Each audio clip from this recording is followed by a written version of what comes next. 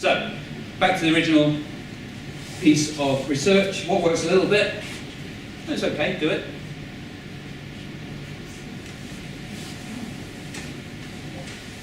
Self-explanation. Just for yourself, explaining what you're doing. Consciously. Am I using pedal to structure my paragraphs in an argumentative essay? What is particularly distinctive, different about writing for description, writing for argument? There's some lovely stuff with our year 3s and 4s on the corridor there, where they've written about dinosaurs and it's descriptive writing. What is different about for writing for communication? What about irregular verbs in Spanish? Why are they like that? So it's about just having that mental conversation with yourself about what you're learning and why it's happening. Very similar to the elaborative interrogation. It's not a lot different, but there are differences. And you can help with that. And interleaving. Interleaving is similar to high-intensity interval training. But do 10 minutes of high-intensity aerobics and then do some strength training and then come back to it. This study had a title, I think it was this one. It's called Desirable Difficulties, which is hence the title of this whole tool. There's certain things which make it slightly harder in the first instance when you're actually trying to learn, but actually work better. It'd be great just to sit there and listen. Dead easy, it doesn't work. It's harder to question. Interleaving Practice says, do half an hour of one piece of work, then change it. Change the context, change the subject, change the focus, change the activity. Make it slightly harder, then come back to it. So again, if your child is practicing a recorder piece and after half an hour they want to carry on, say stop, do something else. Then go back to it.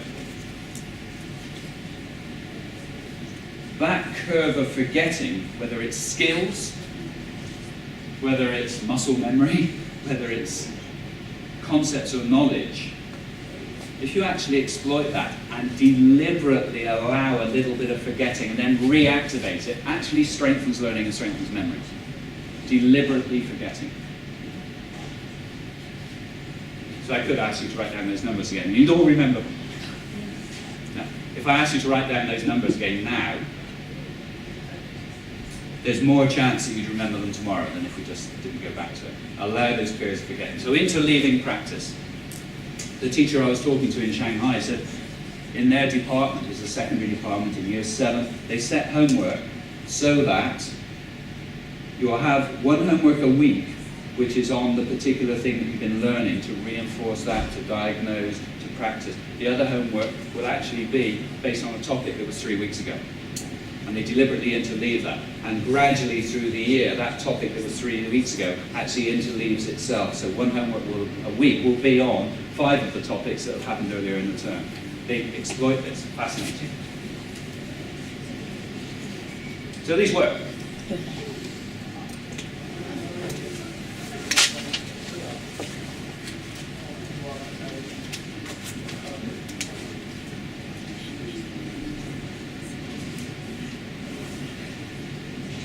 And these don't. Horrid Henry and terrible time wasters. These things do not work. They're easy, they're rewarding, they're fun.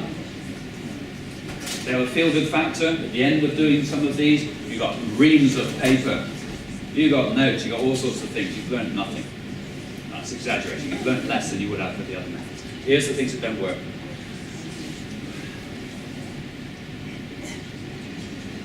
Highlighting. Coloured highlighters. Yeah, there's no evidence at all that that actually helps learning. If you actually got to go back through a text, it may help pick out bits. If you're working through Macbeth and looking for instances of irony in Shakespeare, highlight it by all means in a colour, an ironic colour, so you can pick that out. By all means do that. But as a revision technique, as a learning technique, it doesn't help. It's an organisation technique. It doesn't create the repetition, the association, the meaning that you need for learning. It's an organisation technique. It feels great. Yeah, what have I done this evening? Look at my textbook. I've got all these highlighters all over it. Well done. It doesn't do anything. Not much, anyway.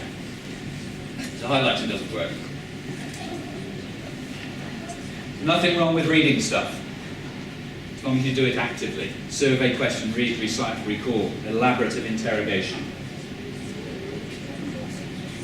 Trying to remember things with keywords. Every good boy deserves favour, that's what I remember, EGBDF. I can't play the piano to save my life, but I know that. It doesn't really help learning. Mnemonics are associating words with other things.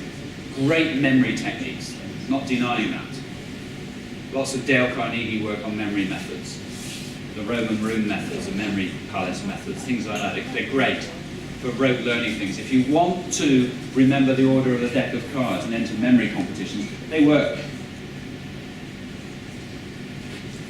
If you want to pass your grade 4 piano, they don't work. If you want to get a GCSE in physics, they don't work very well. Don't work very well.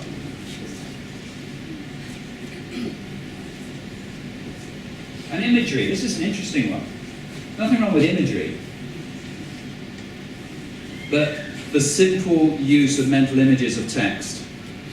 Some people do, they read a piece of text or a diagram and they close their eyes and they try to remember it. They don't work. Associative memory techniques, where you associate something with something that means something, which has an emotional connection. 501, genes. You'll have an emotional connection to your first pair of 501. I did anyway. Things like that. That helps you remember. But simply just closing your eyes and just trying to form mental images doesn't help very much. That comes back to this whole idea of preferred learning styles. Visual, auditory, kinesthetic learning had great appeal to people 10, 15, 20 years ago. No evidence for it at all. And rereading stuff, obviously. Reread stuff. Restudying material again after initial reading, unless you're deliberately and actively engaged with it. So these are things that don't work so well.